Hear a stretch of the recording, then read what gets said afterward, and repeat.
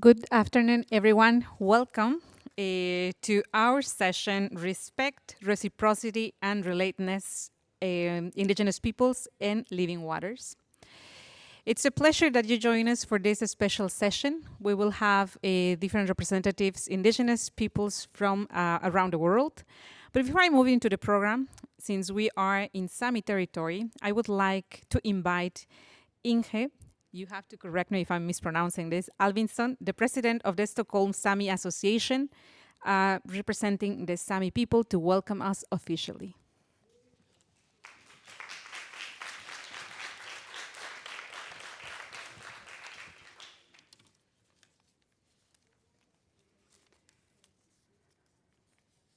Thank you so much. Can you hear me properly? Right, okay. So welcome everybody, ladies, gentlemen, and especially a lot of First Nation people. It is an honor for me to open this meeting today. My name is, as Tanya said, Inger Aksjö Albinsson, and I'm the president of the Sami Association here in Stockholm. So is Sami land Stockholm? Well, Sápmi is, the four countries, Sweden, Norway, Finland, and a part of the Kola Peninsula up. But since there are so many people, so many Sami people living in Stockholm, it is a part of Sápmi here too. Last year at the World Water Week, there was only one session with the perspective and experiences of First Nation people. There were a lot of people who wanted to attend, but we had such a small room. And this year, we have more than 6 seminars with Indigenous people, perspectives, and that is a very positive development. I think it's due to the fact that we need all kind of knowledge to help us out in environmental crisis. It is a pleasure to seeing people from all over the world in this conference, and I think there are about 150 countries represented, and some of them with First Nations people as well. Working continuously with both the science-oriented and a First Nation perspective on water issues. Yesterday, we had a pre-meeting with many First Nations discussing all kind of similar questions. And we could also hear that the way that many First Nation people suffer even more from environmental disasters and effect than the majority population. That could be the lack of water for family, or clean water for drinking and for farming, and a lot of other things. So what is the Sami Association of Stockholm doing here? Well, Sami people, as I said, have been living in all parts of Sweden for a long time. And we have several tasks in this association. Except for being a family for Sami people in Stockholm, we also need to be informed and inform others of what is happening to Sami people by all the different political decisions taking place in Sweden. That could be water dams, that could be rivers, that could be mines, that could be all windcraft, etc. And how does that affect us as Sami people? And I think most of the First Nation people participating here know exactly what it means. The right to use the land for Sami people, we don't generally own it, is connected to reindeer herding. And if the land is continuously diminishing and deteriorated water conditions arises by establishing mines, windcraft parks, dams of water, and following infrastructure, the place for reindeer herding is getting very, very small. And with that, it will also destroy some of the Sami culture. So to be very frank today, the so-called green transition is leading to destroy the Sami culture. Sami people are not against research, innovation, science, on the contrary, but many indigenous people also have knowledge about sustainability since immemorial time. And we bear with us the notion of using the land and the water, leaving it undestroyed, and we leave and when we leave, we get it ready for the generations to come. That is a long-term perspective and not a grab what there is and then go. And I want to refer to the introduction, general introduction with Dr. Malika, this a little bit earlier, where we're talking about equal positions, you know, First Nations talking with authorities, government, etc., equal position, respect, and reciprocity. That is not very often the case in Sweden. That might seem a little bit old-fashioned, but today, as we think about what's going to happen with our children and their children, when the water level will rise, when the groundwater is polluted, when clean water to drink is a rare commodity, especially in developing countries, when the temperature is constantly rising, and when there is a mixture of fire and flooding, like in Australia, for example, isn't that a sign that we don't know what we do? We're not doing it properly. Today, we will have the opportunity to hear some good examples of what could be done to handle the question of water from people with knowledge, both technically, traditional knowledge, administratively, and spiritually. I sincerely hope that everybody will be ready to listen to this deep knowledge from First Nation people about our relation to and our respect for nature, and also find that there is no contrast in working with both science, innovation, best practice, and technical methods, but also keep in mind the traditional ways and learn from them.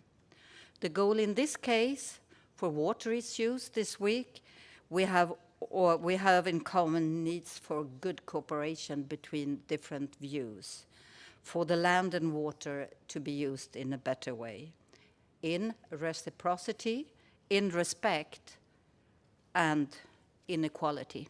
Thank you very much.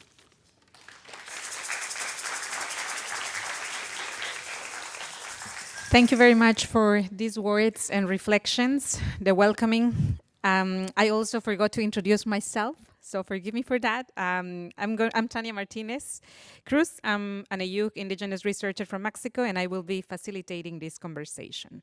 So now moving on. Like I said, we are super lucky to have different representatives, because I think in an era of crisis, indigenous peoples have a lot to offer, but they are rarely listened to. So I would like to invite now Samuel Naugiria, that comes from the Maasai Nation in Tanzania and Pan-African Living Cultures Organization.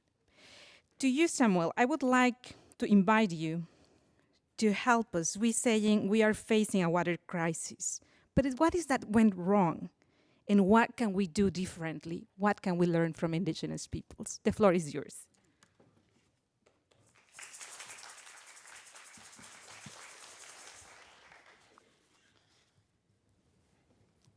Ore taa tenkaraki ntoiwuo ainei, olosho lang lormaasai, iloshon pookin loibung'ita orkuak lenye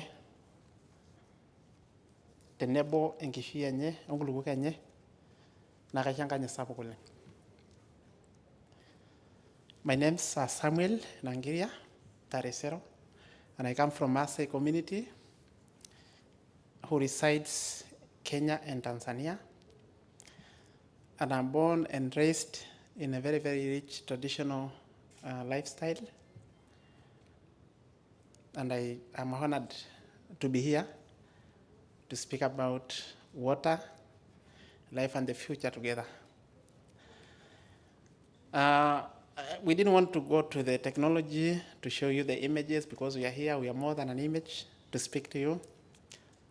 We are brought up in a setting where storytelling is a formal communication methodology, and a way we keep our stories, and a way we keep our memories. In 2019, my people, my community was evicted in one of the areas. And the reason, in Loliondo, Tanzania, where some of you might have read about the Arab, the royal family wanting to create a hunting park, a 1,500 kilometer square hunting park. And this area is where we were pushed by the British administration in 1950s to create the 14,000 kilometer square Serengeti National Park. It was our land. And when police came and burned the homes and evicted, some of the youth were shot, and women, people were running away, cows. I asked one elder, what could be the future?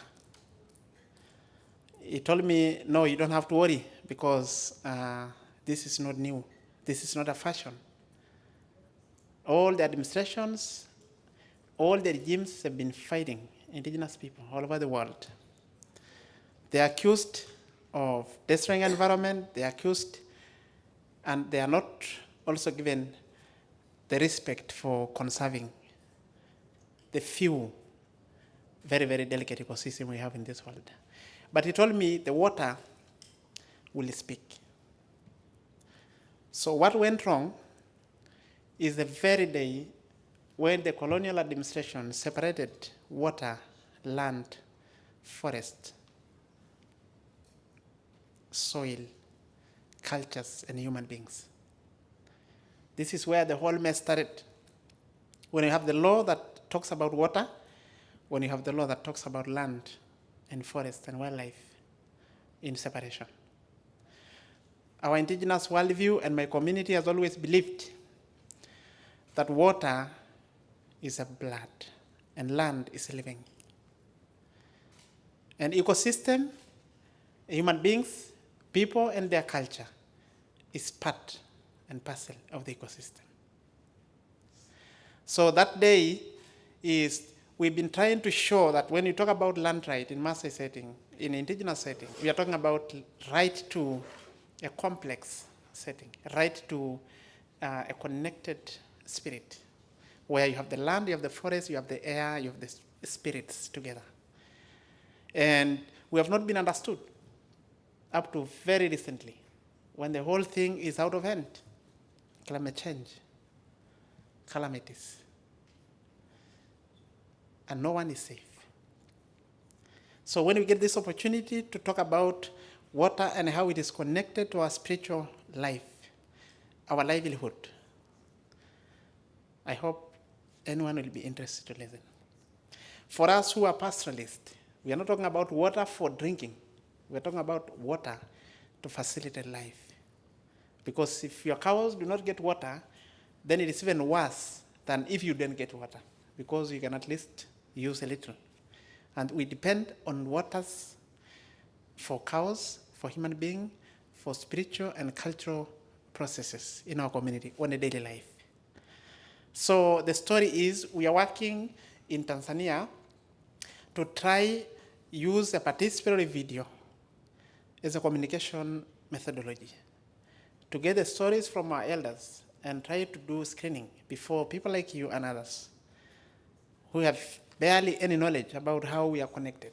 It's not about money, because our lands are grabbed in the name of investment and building schools, but it's actually destroying the whole ancient, the whole centuries lifestyle that has been built very successfully and very, very faithfully with the laws that connect us with supernatural and our ancestors. And why are we talking about PV? It is because we've not been listened to. Until when? No one, as he said, a mixture of fire and floods, a mixture of calamities, and nobody's safe. And this is why we are saying we have the chance to lead the whole humanity in reflecting and thinking about what went wrong. And this is actually about how relationship we have with water, we have with our lands, and we have with our ancestors. Thank you.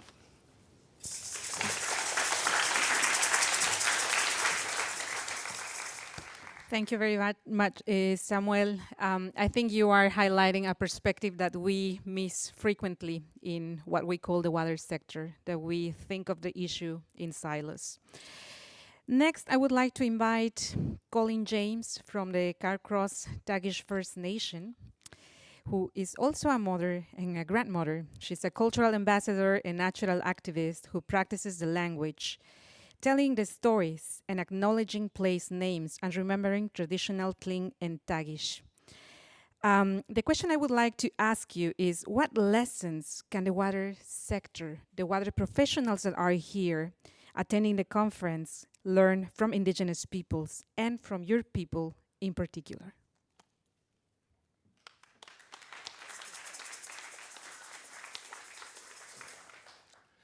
Good afternoon, everyone. Goch Kla, Wolf's mother is my name, Colleen James. I am of the Duchlawady clan, and I'm going to turn just for a minute to show you my emblem on my back, because I'm on the inland of the Yukon in northern Canada, and my emblem that shows everyone which clan I belong to is a killer whale. And that's, can you see it? So that's a killer whale. So back at home, we're clans people and we're matriarchal. So we follow our mother, whatever clan she is. And a clan has some social responsibilities, and we all have, we're raised in traditional law. So an example of traditional law is to take from the land only what you need. And when taking that, to use it all really well.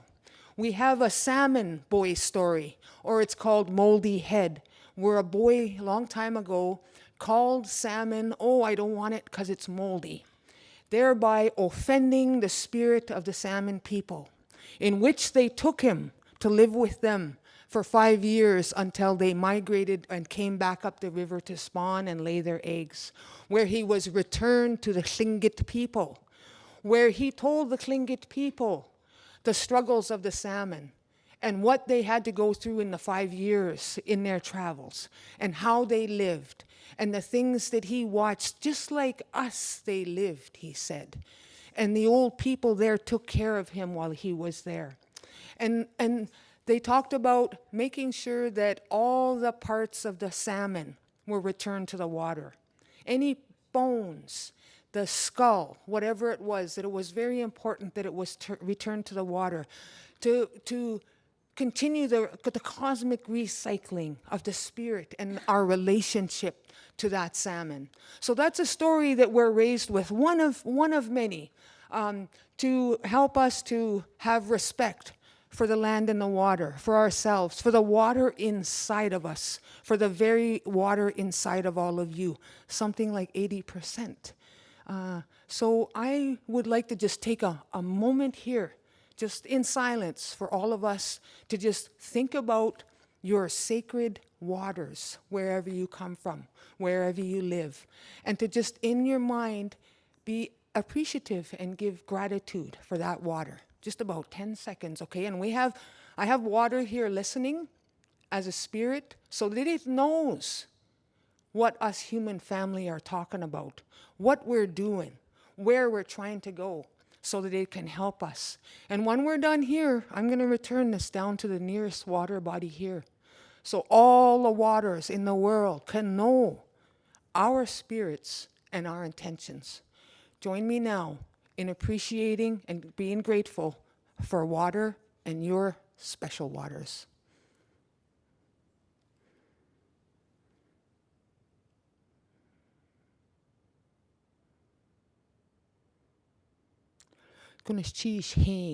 That's what we call it in our language.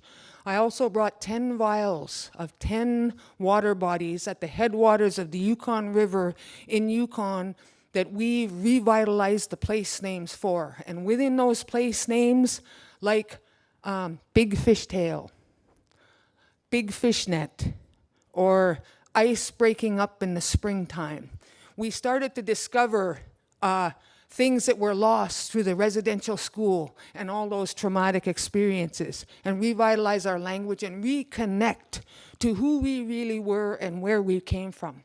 So hearing names like that, Land Otter Point, Grizzly Bear Throat, Pikefish Lake, that are now named after explorers or folks that, you know, came through the country and renamed things, thinking it was the best thing, you know.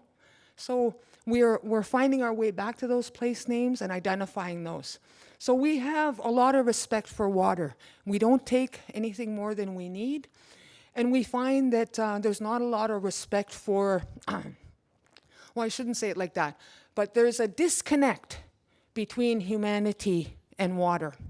We buy water anywhere from $3.50 to $4, $6 a bottle, and it's safe, clean water, isn't it? Few plastic particulates in it, but that's okay, it's clean.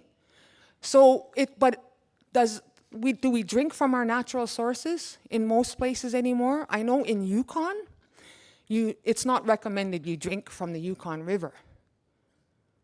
You could, you might get giardia, but the development in the industry is coming in. So the cumulative effects of all of us, your drop of oil, your little bit of laundry soap, you know, your plastic water bottle, the cumulative effects of 7.5 billion people are starting to tax our Mother Earth, like all the speakers before, like our keynote speaker alluded to. And so it's together. We are more the same than we are different. And it's our connection to our children's children's children's children that we need to think about. The water inside of our children's children's children's children. The water inside the four-legged children, the finned ones, the winged ones. What does that look like into the future? So our respect and our responsibility and our reciprocity, give something back, even if it's just a word of thank you when you see water, or to think about where it is that you can drink it still and encourage people to drink it. You know, I went berry picking with a 7 and 9 class, took them berry picking, and there was a nice stream there way up in the mountains, and I had a drink, and I encouraged the youth, here, have a drink, you know. No, I got a water bottle back in the van. No, seriously, have a drink. It's really good. It's nice. No, I got a water bottle back in the van. And it really kind of hit me and struck me how close to home this disconnect and separation has become. So our relationship is together. It's united, and to share all of our knowledge together. So with that, I'd like to also say thank you to all of you for participating, for Siwi, for organizing this, for all the speakers, and to Sweden and the Sami people for hosting us so well, and for water, for everything, for life. Kunishchish.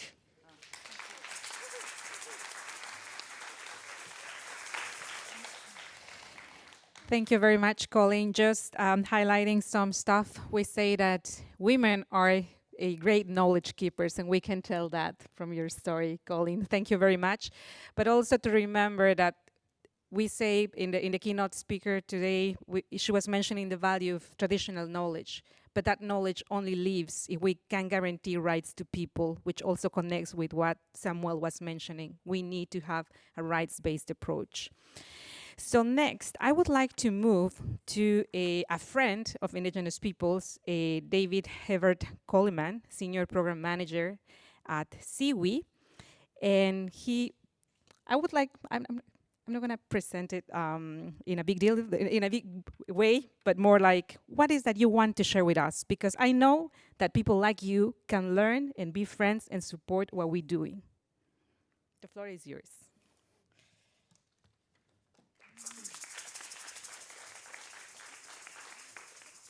So just reflecting on what Samuel was saying, I needed to have a presentation, so maybe my oral culture isn't as strong. So in the last 3 years, Siwi has had the privilege of working with a number of contributors, including Carcross Tagish First Nations and also the Northern Maasai, on putting together a report which outlines the values as expressed by them, the way that they would like to speak about their values. And so the reason why we have done this is in part because we recognise that there is a need to consider alternatives. You know, and one of the important places, such as the World Water Week, is that as young professionals, you hear a lot about water resource management, but it's good to also see what are some of the other proven methods that have been around for millennia there. And once again, drawing on Dr. Milika's words, one of the things that's really struck me is the importance of relationship. Respect, relatedness, reciprocity. Those are the key themes that have come out from all of the contributors to the report. And it sort of draws on the idea that, you know, in many places we don't have a connect with water anymore. And there's a need to learn, and there are experts. And so many of the contributions here were gifts from these different peoples who are willing to share in the spirit of opening up and allowing the world to hear some of their voices. And so, like I said, it was a great privilege to be there. And I'm so happy that this is coming together. So thank you very much. That's all I wanted to say. Thank you. So I would like to invite our speakers now to take the floor. We will invite you to respond the questions because I would like to invite the next 4 speakers to the podium. So while I say that, so I would invite you to read this report if you're interested on what we are saying when we talk about values. How can we do things differently? I feel like in the field we mention culture, but still we fail to embrace the complexity of the holistic ways in which Indigenous peoples address water issues. Okay, to move on with our amazing speakers, we're gonna move now to the region of Asia in Nepal, and I would like to invite Rajan Humagain, the chairperson from the Himalayan Peace Foundation. And I know you're coming from Nepal, and we have heard about the holistic nature of water issues, but we say that water is everywhere. Water is also about food. Can you elaborate more on what's the connection of water with food systems and climate in the region, in the mountains of Nepal?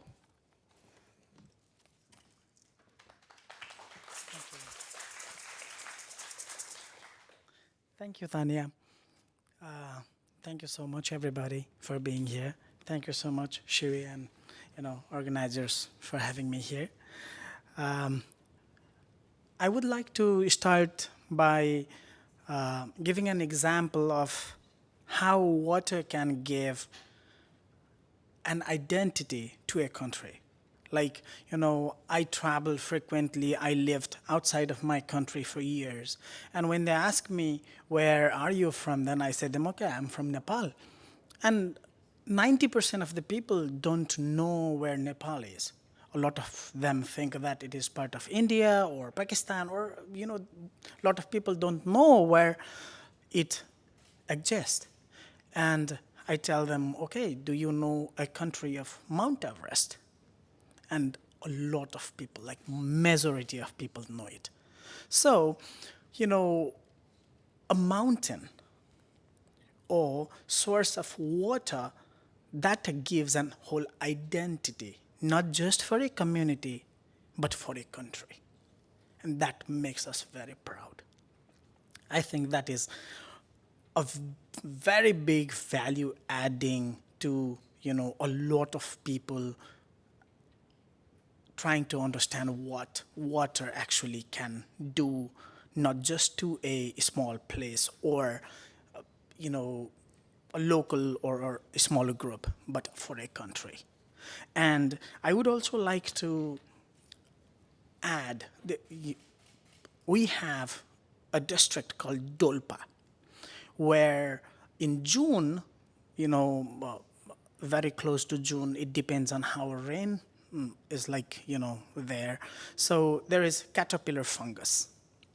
And the whole half of the district closes their school, closes everything, and they move up to the mountain range, and they collect caterpillar fungus. And that is one of the most expensive fungus plant in the world. It sells for around $40,000 to $50,000 a kilo. So in past 10, 15 years, the whole region has got rich. And, most of them has houses in capital city and, but they have protected it in such a way that everybody respect everybody's right to harvest that fungus. So everybody is involved, every house is involved. It contributes to the whole community, and it contributes to the school and everything. Although they close 1.5 months of school, the students maintain their all educational, requirements. And this has been such a wonderful example of how a community can protect their, not just their income, their, integrity of how they will be using their natural resources to make everybody rich in that community. And, we have different ethnic groups living in different parts of Nepal. We have like mountain, then comes hilly region, and then comes plain Thorai region. All of the ethnic groups or indigenous people respect everybody's food system. Everybody celebrates most of the festivals that belongs to every, indigenous peoples.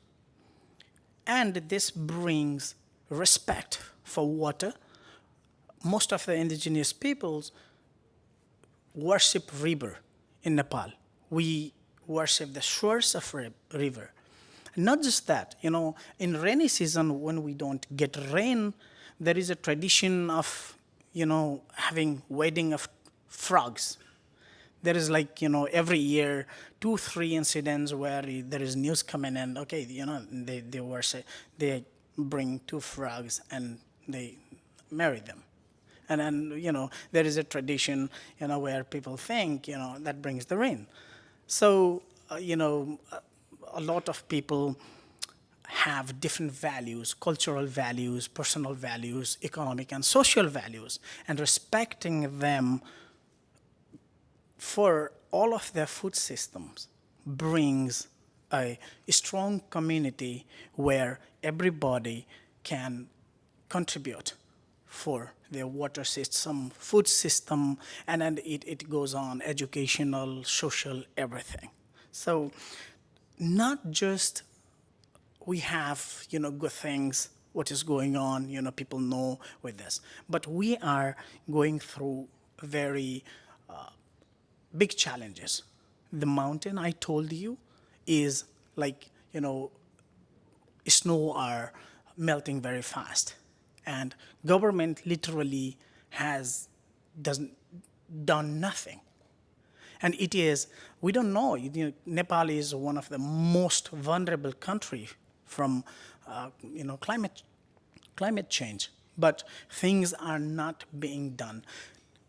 Because of that thing, not from just the mountain region, the whole food system will be collapsed all the way to Tarai, and it will be disaster.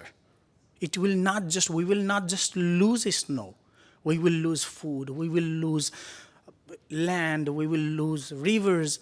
In 2021, there was a landslide on a river called Melamchi, where the whole landslide washed up the whole city. More than 200 people died. Like field of hundreds of acres were turned into banks. And, things are happening this more frequently. So government has to do, all of the people who are involved there, has to do something. I would like to end this with one thing. Nowadays, when we go to restaurants in Kathmandu city, instead of getting water in the glass, we get a chilled plastic bottle waters in our restaurant. You don't even ask, the restaurant will bring you bottled water, plastic bottled water.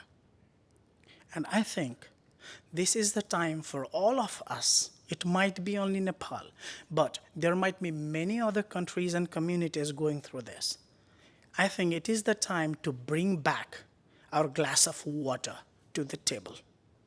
And I think we can contribute, all of us can do for a better community, better food system, and better water for everybody. Thank you.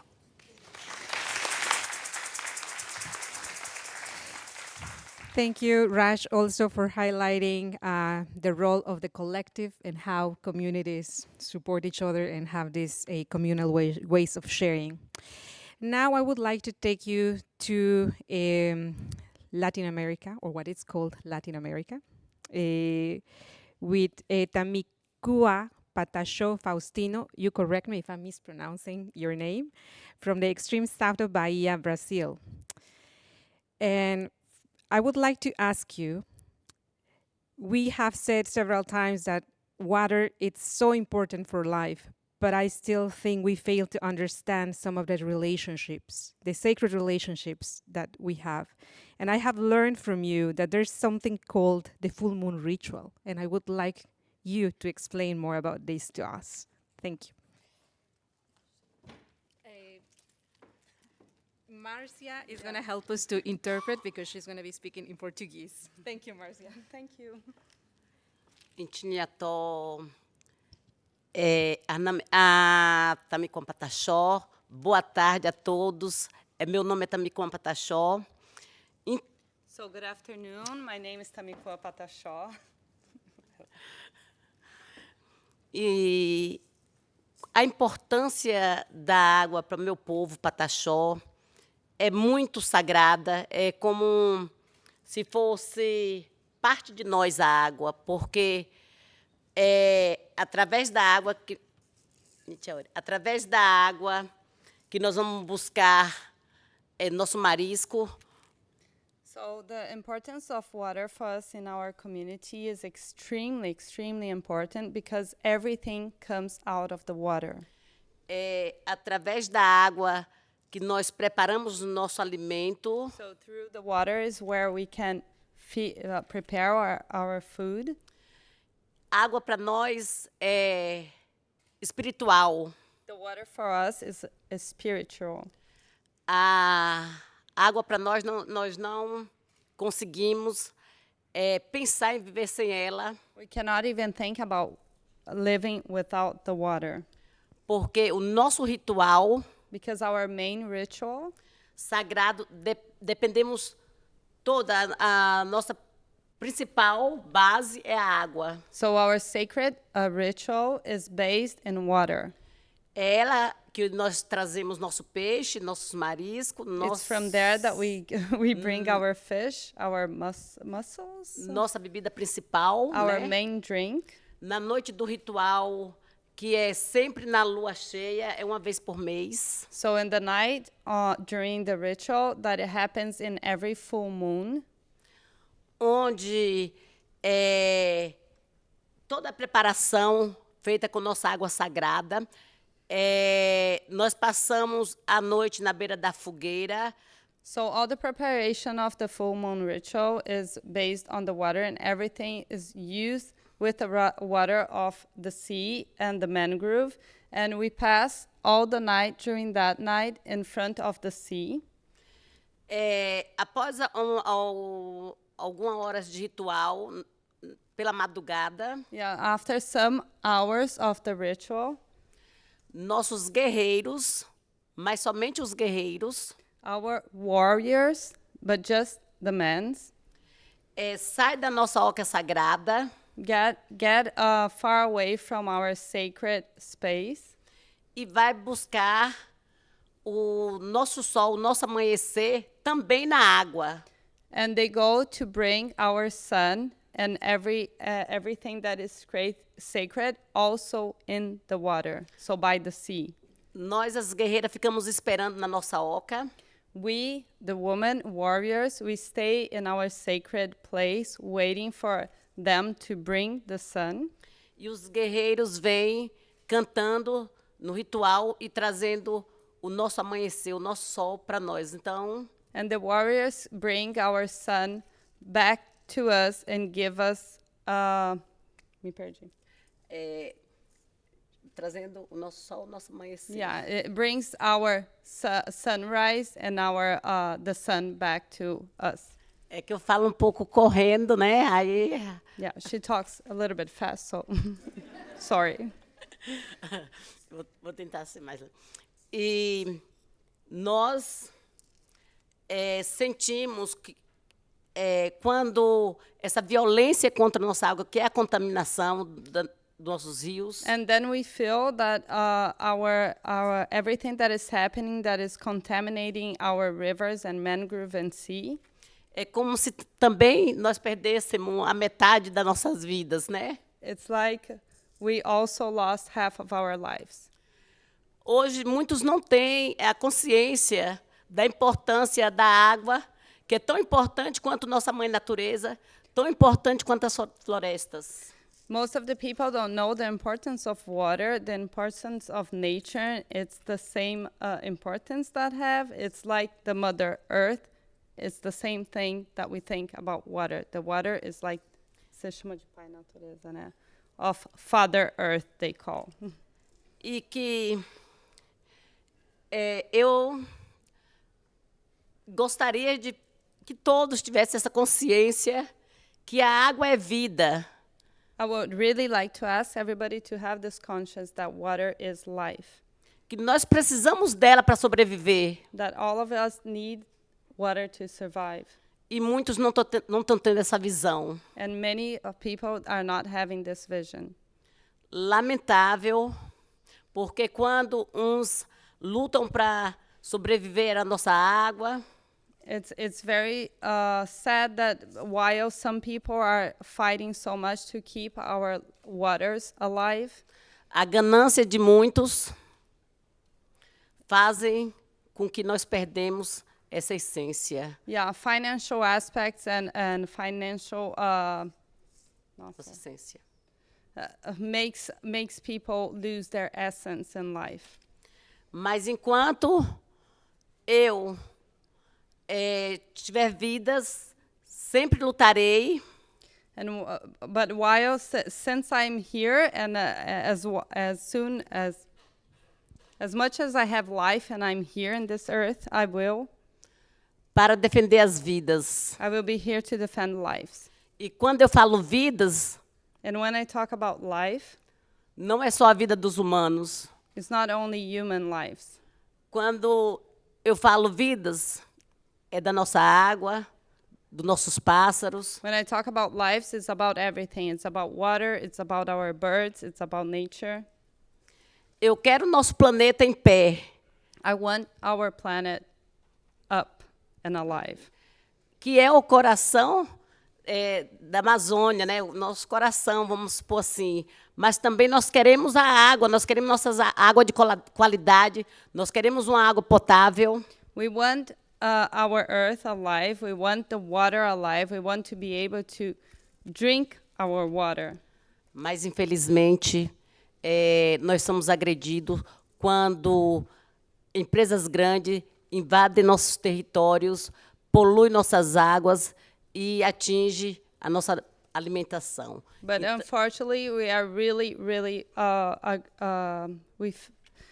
we have a lot of violence when big enterprises get our land and plant things, and we lose our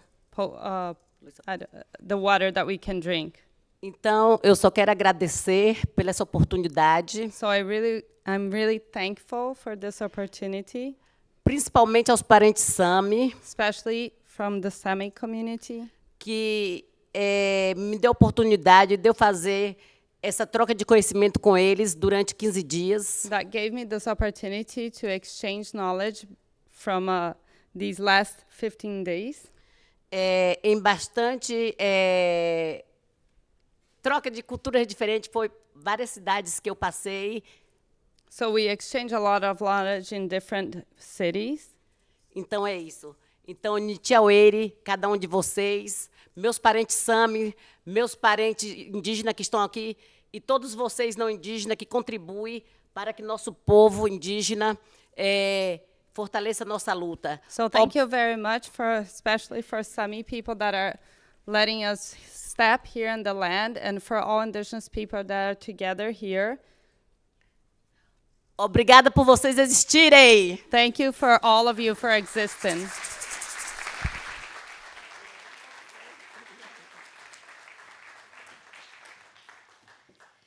Thank you very much for this amazing presentation. You spoke about the struggles, but you also spoke about these special relationships, but also why we should care and do things differently. And you talk about something really pretty, and which is building collective action, and which is why we have all these people here sitting together. We're gonna stay a bit in Latin America, and now I'm gonna move to a virtual presentation from Mr. Alberto Pizarro, who will be speaking on behalf of the Fund for the Development of Indigenous Peoples in Latin America. Do we see him online?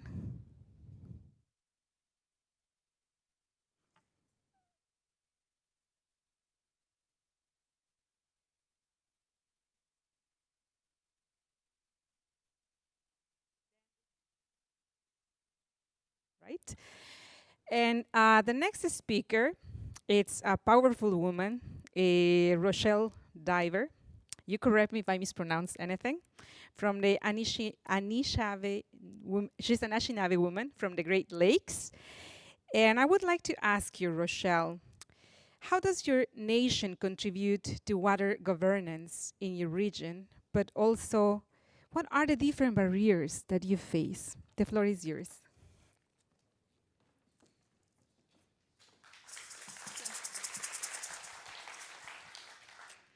Thank you, dear sister, for your kind introduction. And thank you to my brothers and sisters who have already contributed and those that will be speaking. It's truly an honor to stand beside you all today.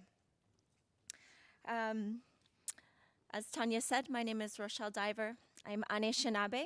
We are indigenous peoples that reside in what is known today as the US and Canada. My indigenous nation is called Fond du Lac Band of Lake Superior Ojibwe, acknowledging our connection to the water. Lake Superior is one of the deepest freshwater lakes in the world. It is the core of our life, and our language is Gitchigami. Minnesota is the land of 10,000 lakes. Abundance of water is not our issue. But what happens when that water is contaminated?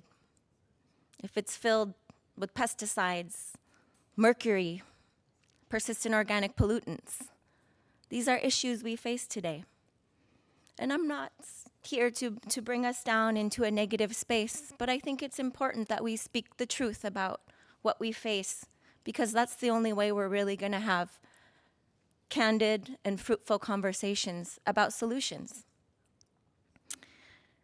Right now, our women are not allowed to eat the fish from the lake if they are of childbearing age, because too many of our women gave birth to babies that were pre-polluted with mercury, simply from living our traditional subsistence lifestyle. It's important we acknowledge that struggle. Currently, under my nation, the tar sands, which is not near my home, their pipeline runs right underneath our wild rice beds, our traditional food, through our lakes. There's a new proposal that looks like it's going to come to fruition. Line 5, tar sands oil, directly through Lake Superior. We're scared. You can maybe hear it in my voice. It's not about me today, but it is about our future generations. We are always looking towards the next 7. That is our responsibility, not today. So I bring up the threats that we face, not to be negative, but to remind the world that indigenous knowledge and our traditional knowledge holds solutions for the things that I'm talking about right now. It's science, what our elders have passed on to us. And I hope that the global world is ready to sit at a table with us and acknowledge our traditional knowledge systems as such. We have an example of that in my nation and in the Great Lakes region. Our counties and our state were assessing one of the main water sources in Minnesota, which is the St. Louis River. I also want to say Minnesota is the beginning of the Mississippi River. So this is not just our issue. These waterways continue on and impact people far beyond where we reside. We worked with the state, we worked with the county. They had an natural asset management firm that came in to regulate the river. They also were acknowledging the contamination of it. But we, having a seat at the table, were able to share our cultural indicators and our traditional governance around water. Our traditional food is called monomen, or wild rice. And our prophecies, our migration stories, and our history tells us that we landed in the Great Lakes region because we were meant to be where the food grows on water. And that's monomen, wild rice. So for us, it's not just about subsistence, it's not just about nourishment. This is cultural for us. And without having our traditional ways to gather our food and not having clean food and clean water, those are cultural impacts that we face as well. We were so happy to see the openness of these agencies to understand the connections between culture and what we're now seeing as the commodification of nature. We met in the middle. And so today I'm asking everyone here as the global community, in your work, in your initiatives, to open the door to indigenous traditional knowledge, to hear our stories, to understand how we relate to the lands and waters around us, and stand with us as indigenous peoples, as the global community that we are, towards a clean and healthy environment for our next 7 generations. Miigwech for your time today. Thank you.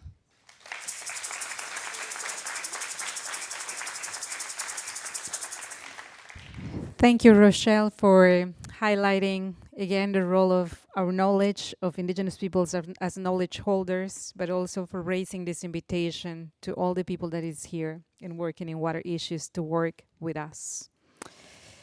We're gonna give a second try to see if we find the representative from Latin America, Alberto Pizarro. Let's see if we're lucky this time. Yes, good morning, everyone. Can you hear me? Yes. Yes? Yes? We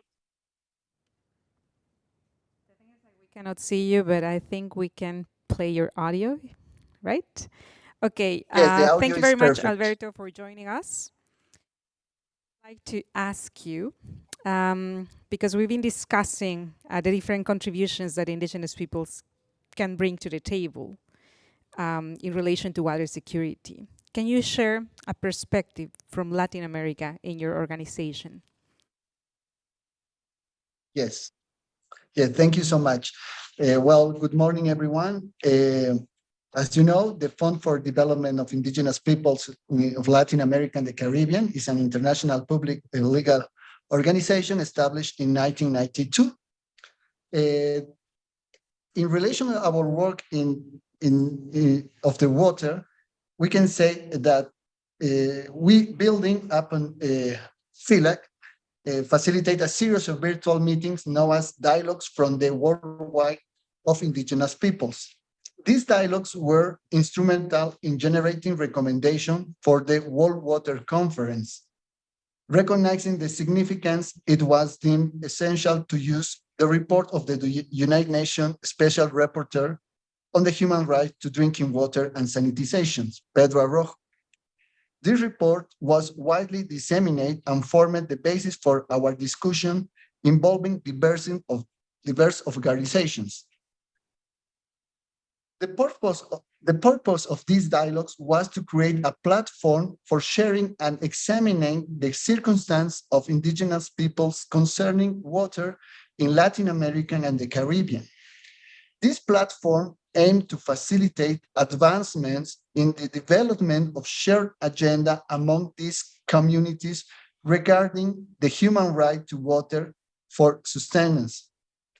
Additionally, the dialogues aim to foster contemplation and undercover favorable instance of indigenous peoples involved in water management and governance.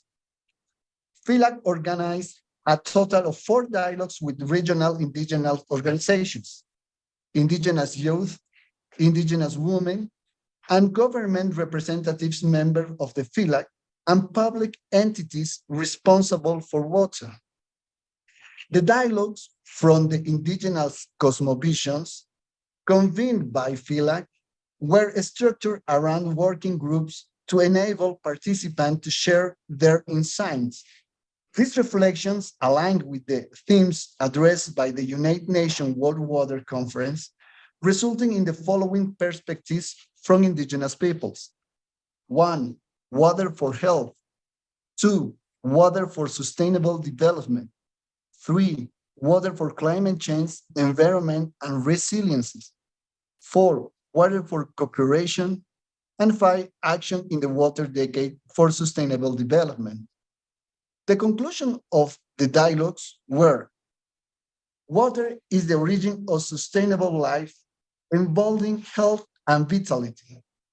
It flows as the livelihood of our communities, intervening with our very essence, serving as form of medicine.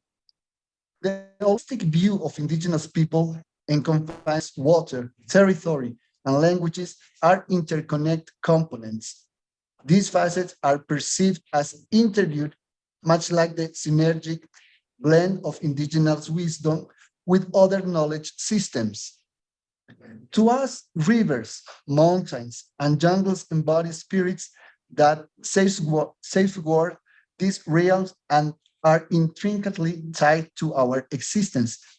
Thus, any harm inflicted upon these natural elements, such as polluting water, endangers not only our health, but also the roots of our profound connection with Mother Earth. Water represents a reunion with the sense of good living.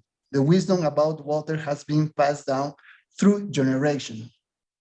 The dialogue signified a starting point requiring collaboration among indigenous communities, government, international cooperation organizations, agencies, organization of UN, and other stakeholders. This collective effort aims to ensure that funding and initiatives directly benefit. In this regard, FILAC serves as an entity capable of facilitating discussion among various parties and ensuring that projects are tailored to meet the needs of vulnerable indigenous peoples. This is the work that the FILAC made during the World Water Conference.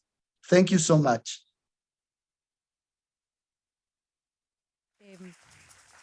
Thank you very much for sharing the work in a way that links to what Rochelle was mentioning.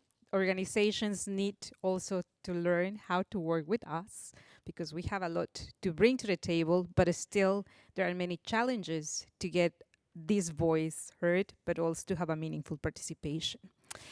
I would like to move to our last speaker, but a really important speaker for this session, and then we will go to the Q&A. Anna Edmondson, who is a member of the Sami youth organization, Sami Nora. You correct me, Anna, if I mispronounce something.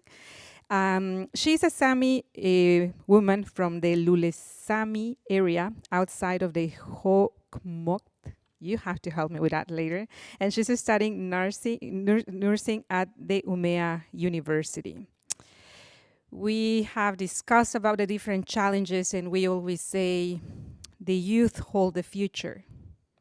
But what are the challenges that the youth is facing in relation to water security? But beyond that, how can we help you to build a prosperous future given all the challenges that we leaving you?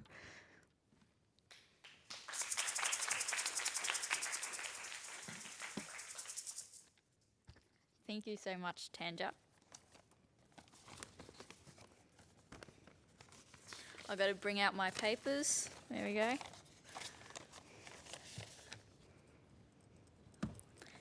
So my name is Anna Edmondson, and I am part of the Sami youth organisation Sami Nora.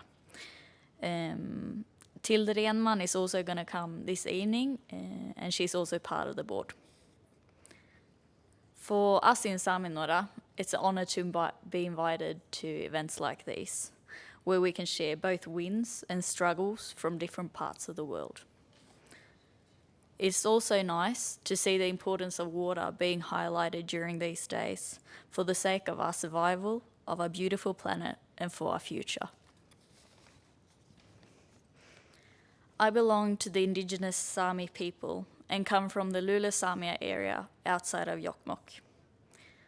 I spend most of my holidays in our house by the Storjulevetno, the big Lule River. To get there, we have to drive past the hydroelectric power plant and over the dam, which has been there since the beginning of the 20th century. When these power plants were built, life changed for the local people. Houses and settlements were moved several times to give way to the river's rising water levels. Fishermen's possibilities to survive on fishing was changed to the worse, and this resulted in the locals having to work for Vattenfall, the state power plant company, to be able to keep living where they lived. The life of the reindeer herders also changed. Huge grazing areas disappeared to give way to the water, and reliable migration routes on the ice were destroyed since the ice became unpredictable and weak. However, my childhood is filled with beautiful memories from the river. It is about seeing the joy in my little sister's eyes when we catch fish. It is about learning to read the wind and the waves. When my Ajja, grandfather, tells his stories about the old days and the real Lule River, I hear sadness of a lost river becoming a huge water reservoir, and how no respect is shown these days of the unwritten rules, like, for example, where each family's area for fishing is located. Right now, the Swedish authorities and government are very proud of what they call a green transition, a so-called green industrial revolution taking place all over the world. In Sápmi and Sami Nora, we refer to this transition as a type of green colonialism. This is when one country, government, or other authority makes decisions or actions to make us believe that the environment benefits from it. This is done by exploiting another country or group of people, and it is used as a legitimate way to colonize our nature, land, water, and culture.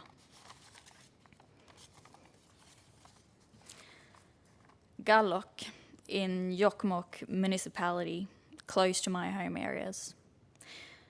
Gallok is next to Laponia, which is part of UNESCO's list of World Heritage Sites. In Laponia, several different Sami villages are active and a long Sami history is present. In this area, an iron ore mine is planned. This mine would be devastating for the reindeer herders in the area, as grazing areas would disappear and the only possible migratory route for the reindeers is cut. At the same time, scientists raised an alert to say a mine would affect all the drinking water from downstream Julevetno, all the way down to the city of Luleå and the Bothnian Bay. The same thing is also about to happen in Rönnbäck outside Tärnaby. I will soon show you a short video clip to help you understand how I feel like a big part of the world sees us. Last week, while discussing my speech, I got introduced to the concept of terra nullius. Terra nullius is a concept from Australia, which I think represents my thoughts well. This concept was used by the British government to justify the settlements of Australia, and the basic meaning of it is that the land belongs to no one. Keep this in mind while I show you a short video clip showing the previous CEO of Beowulf Mining, the company from the UK that wants to build a mine in Gallac. In the clip, the CEO answers the questions, what do the local people think of a mine exploration in Gallac? I'm going to ask for some help to get the video up.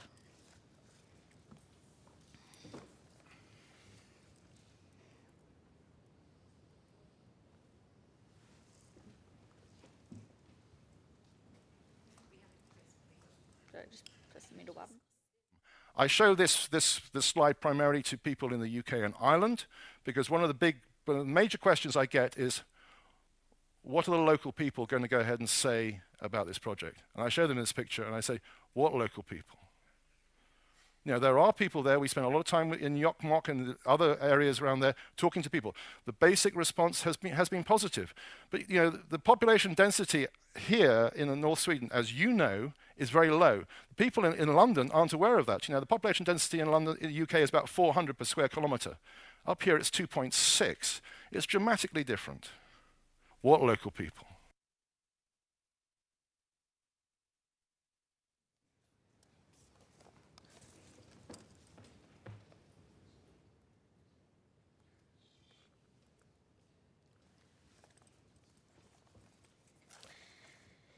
Lately, us Sami have been invited to consultation and information meetings.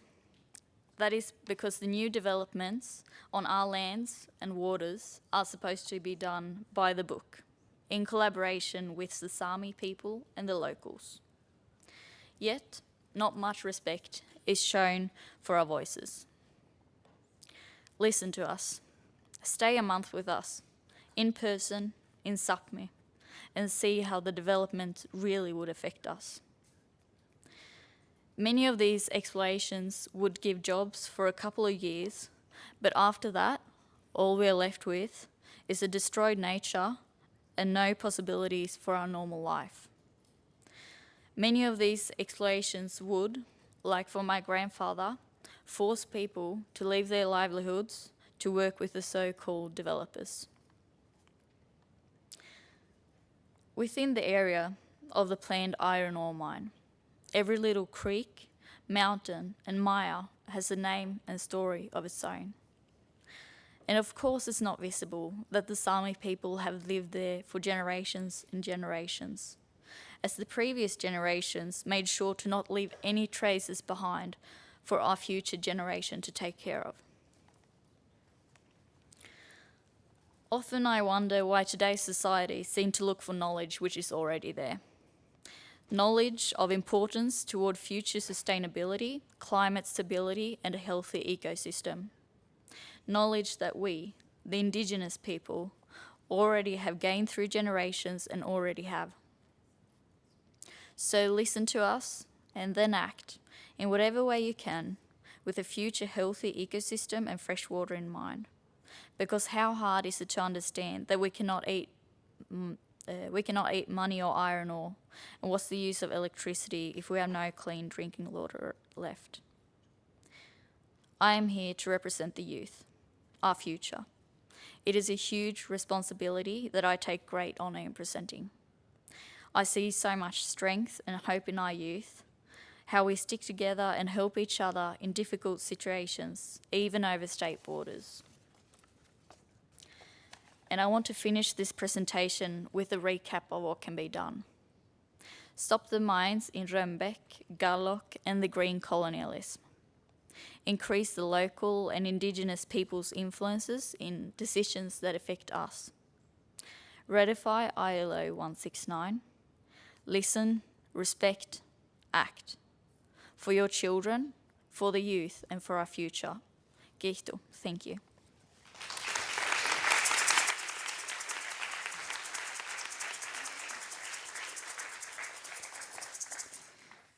Thank you, Anna, for your powerful speech, for the great work. I don't know if I should even call it great work, but for resisting for the future, because it's about resisting, and it shouldn't be about resisting, but thank you. I would like now to invite our previous panelists to join me here, and we will take some questions from the audience. My invitation would be, let's take 3 first. If you have a question, raise your hand.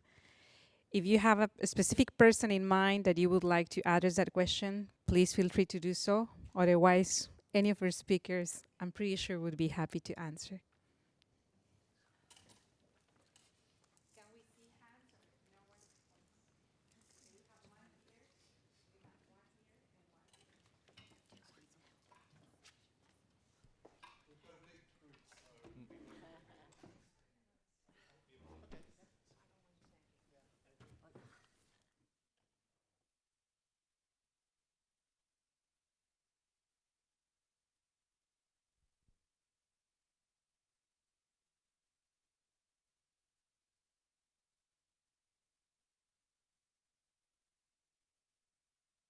Need his mic here for that person.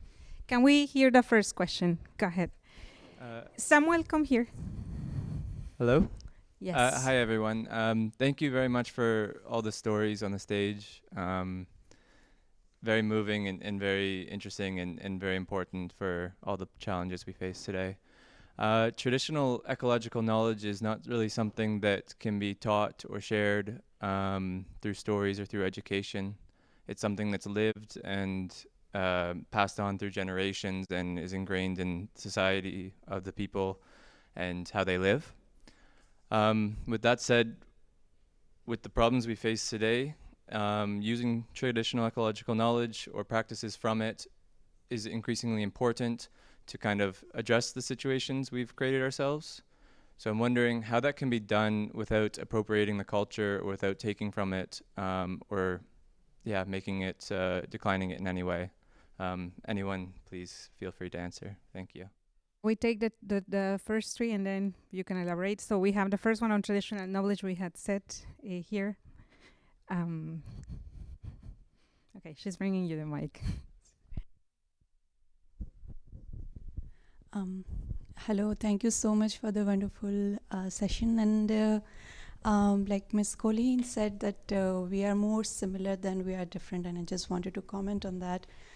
I always carry this vial of water with me. I'm from India, and a very sacred river flows by my city. And so when I was leaving from my country, my mother gave me this, so I always carry this with me. So when you said that you're carrying a vial of water, it just reminded me that I also have a vial of water. So it is so amazing to notice that you coming from all the way from north, I'm coming from India, such a huge distance between us, and still we have such shared values between us.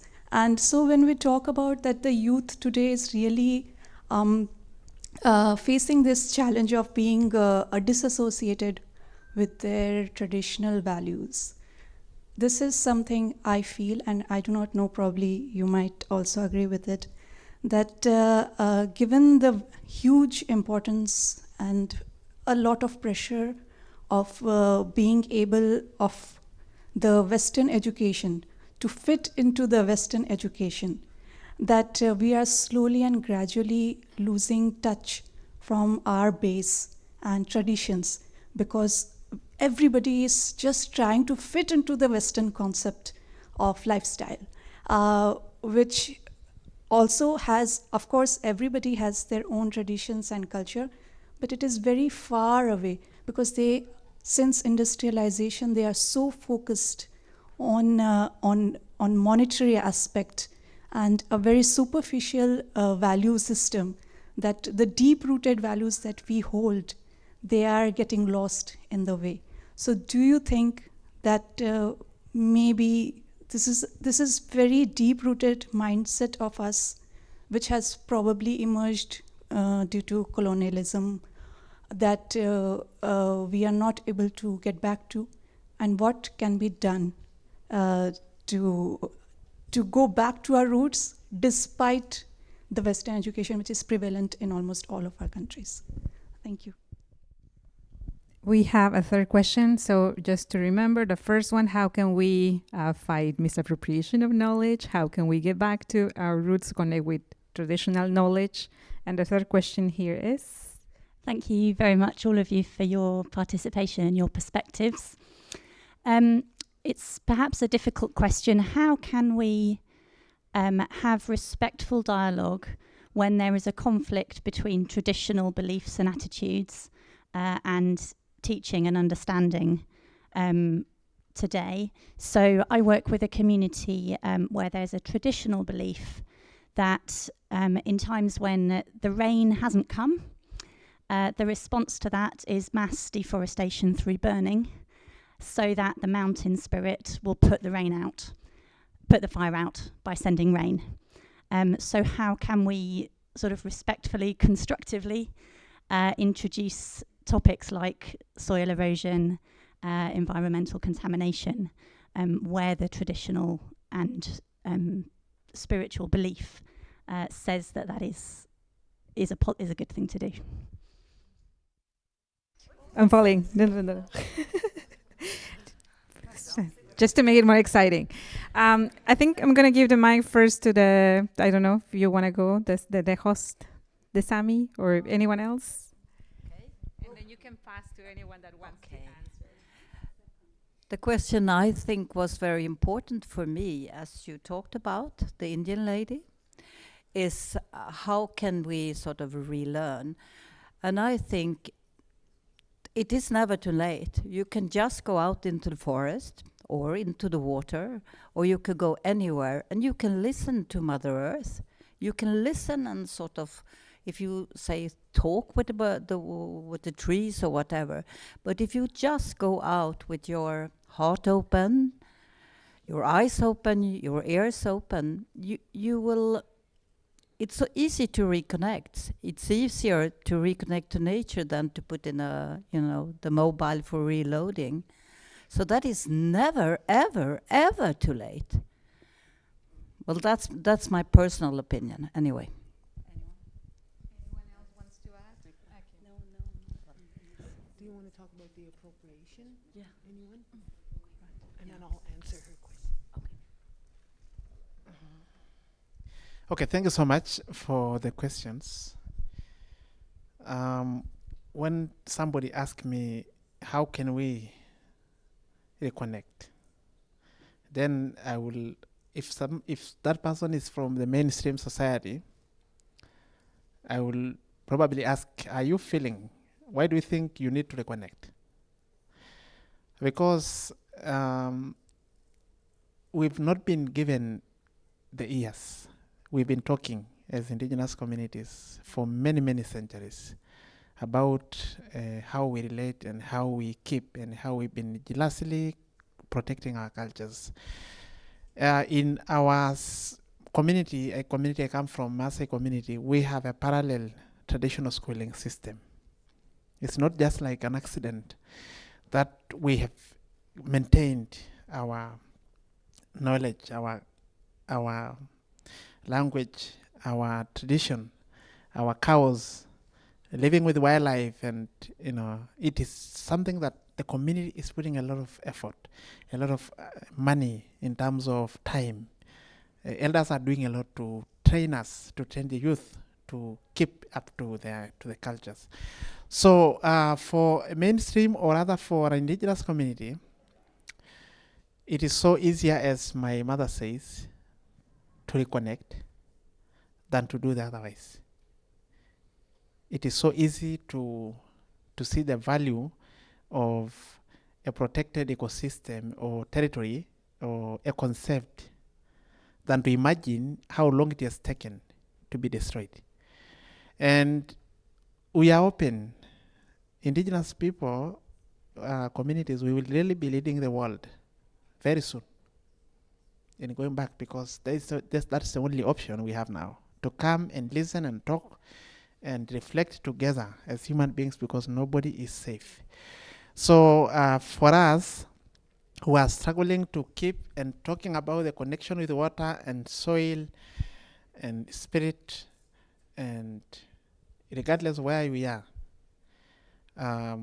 it is so easy for the people to learn, because we still have the cultures.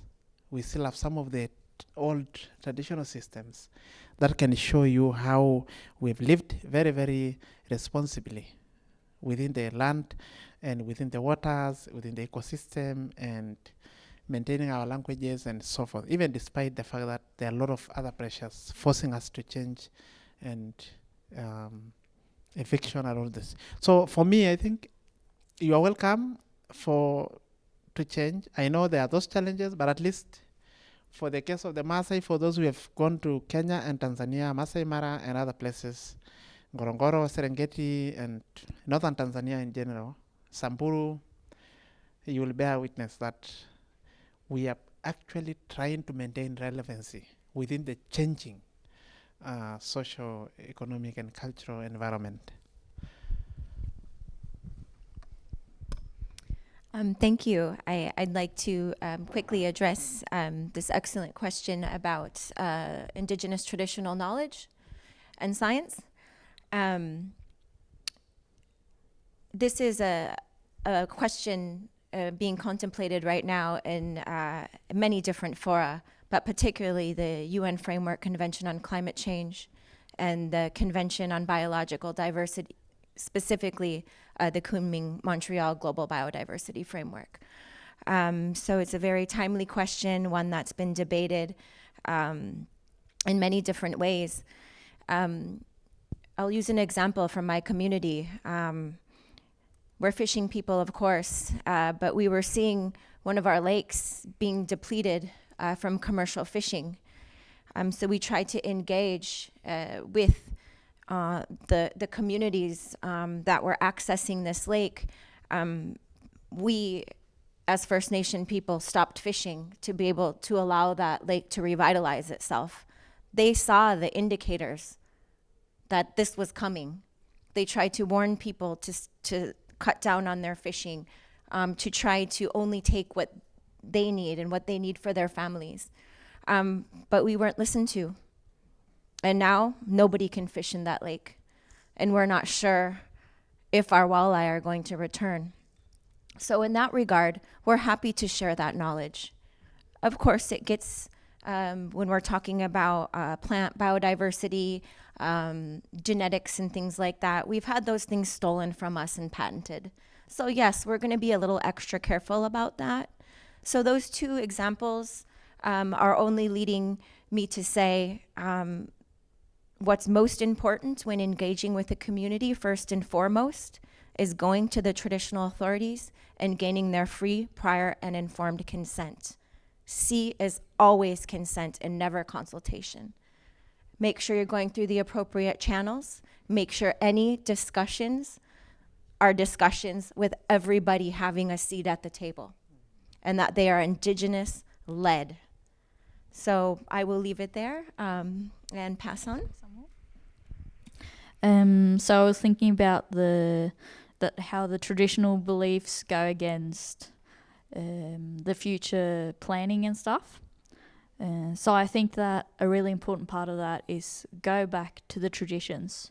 Go back to what has been done before, because that has obviously worked for generations and generations. Go back, visit the communities, talk to them. If you're not sure why they do certain things, maybe put some science on it. Look why we have done this for generations, And then you will find the answer why we have done it and why it is important to keep doing that. And then you probably won't maybe be doing the same things as you are, or change it to the way that works.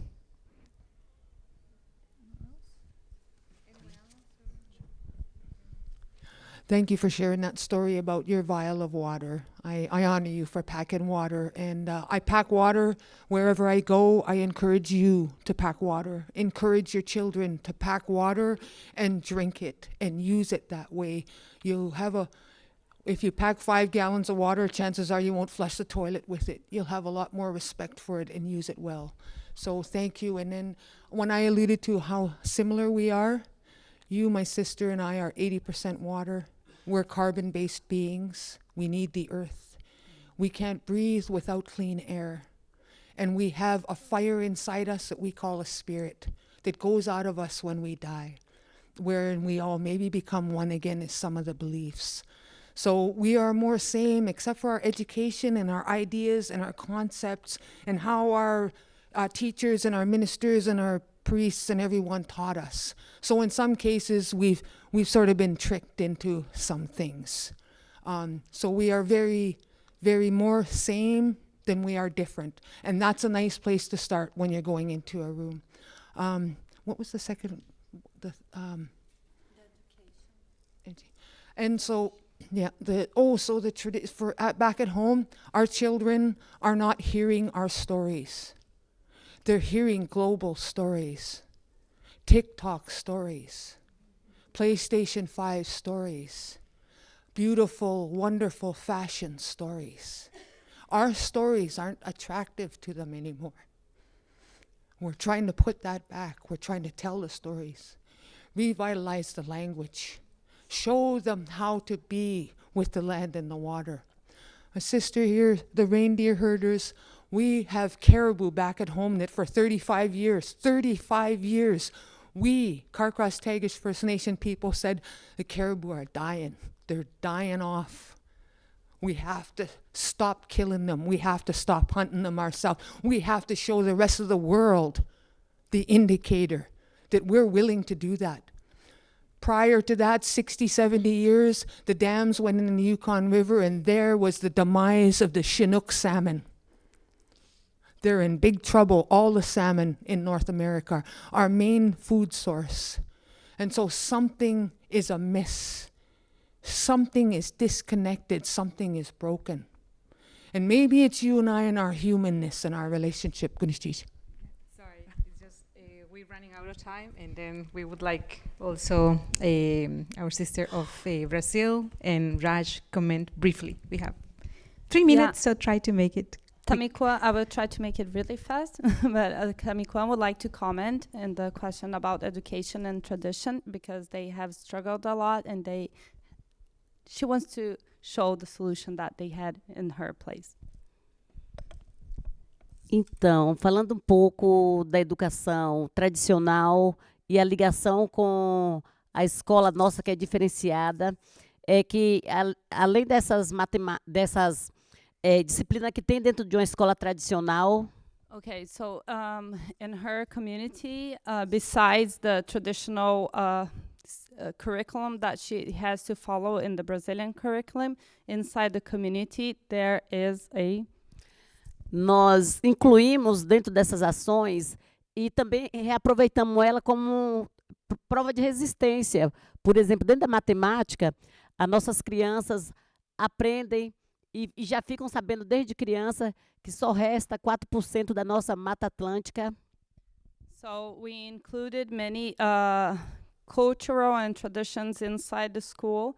So she was giving an example. There's a lecture called Ethnomathematics, that is the mathematics included and taught by their traditional arts, but also they know about that. For example, there's only 4% left of the Atlantic forest in the area.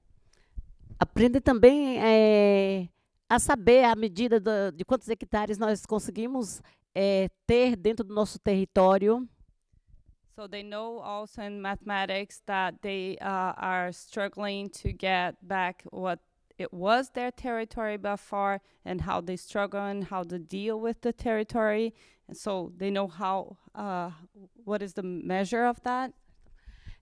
Só para concluir, e também dentro da nossa educação física, nós aprendemos desde cedo como lançar nosso arco e flecha, como se defender com nossos tacapes, e também a culinária tradicional que faz parte da disciplina escolar, Nichiaweri.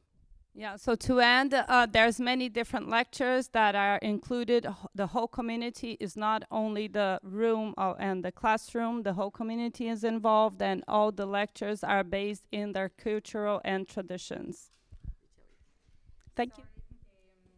You will have time to speak to them, to the delegation.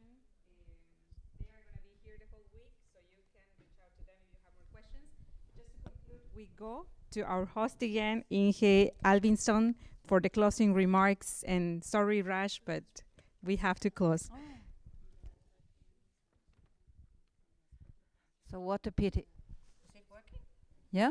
You hear me? Do you hear me? Yeah? All right. In the midst of all those discussions, so it's just the beginning. So we're talking about a lot of different things, but I think we as individuals, being First Nation or not, we can learn more about the First Nations of our country. So we can learn it on an individual basis, and we can also learn by meeting other First Nation people within our own community and with word-wise. So we can make this kind of networking. And then we have to try to sit at the table with people that don't listen to us and really try to get for cooperation. Like you said, no consultation information without consent. So I think there are many levels we could do. And just this change from last year with this Water Week, that there are more of these sessions now. So take the opportunity to participate tomorrow and Wednesday, Thursday, and have all the time. Try to talk to anybody that you think might know something about these First Nations issues. I'm so grateful for everybody who came here, and so let's hope that we will have all the time to discuss when we meet each other out in by the coffee machine or anybody, anywhere. Thank you very much. And thank you very much for the AVP making it possible doing this, and for Tanya trying to keep us together and not sort of dissipate completely. Thank you very much.